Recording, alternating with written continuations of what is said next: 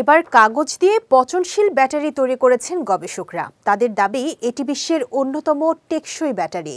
বর্তমান শক্তির সঞ্চয় পদ্ধতির পরিবেশগত বিভিন্ন চ্যালেঞ্জ ঠেকাতে পারবে এটি।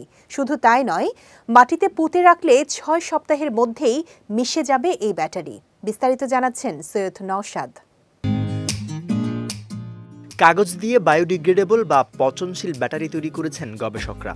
তাদের দাবি, যা প্রচলিত শক্তি সঞ্চয় ও ব্যবহারের পদ্ধতিতে বিপ্লব ঘটাতে পারে।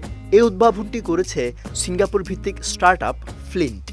কোম্পানিটির দাবি এটি বিশ্বের অন্যতম টেকসই ব্যাটারি। এতে পরিবেশ বান্ধব বিভিন্ন উপাদান ব্যবহার করেছেন গবেষকরা। ফলে মাটিতে পুঁতে রাখলে ৬ সপ্তাহের মধ্যে মিশে যাবে এটি।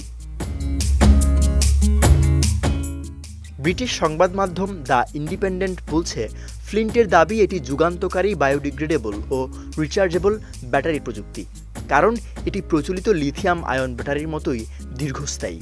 একই সঙ্গে হালকা, সাশ্রয়ী ও দৈনন্দিন জীবনে ব্যবহৃত বিভিন্ন ডিভাইস চার্জিংয়ের জন্য যথেষ্ট কার্যকর।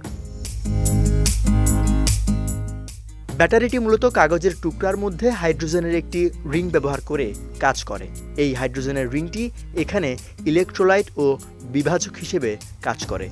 প্রচলিত লিথিয়াম আয়ন ব্যাটারির উৎপাদন প্রক্রিয়ার সঙ্গে মিল রেখেই এটিকে ডিজাইন করা হয়েছে। সম্প্রতি যুক্তরাষ্ট্রের লাস ভেগাসে অনুষ্ঠিত কনজিউমার ইলেকট্রনিক্স ইভেন্টে ব্যাটারিটি উন্মোচন করেছে ফ্লিন্ট।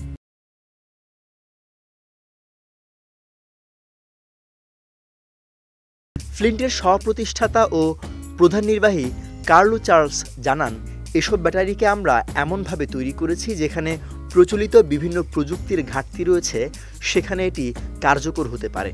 কাগজের এই ব্যাটারির আরও উন্নয়ন ও বাণিজ্যিকীকরণের জন্য ওই ইভেন্টে $20 লাখ অনুদান সংগ্রহ করেছে কোম্পানিটি।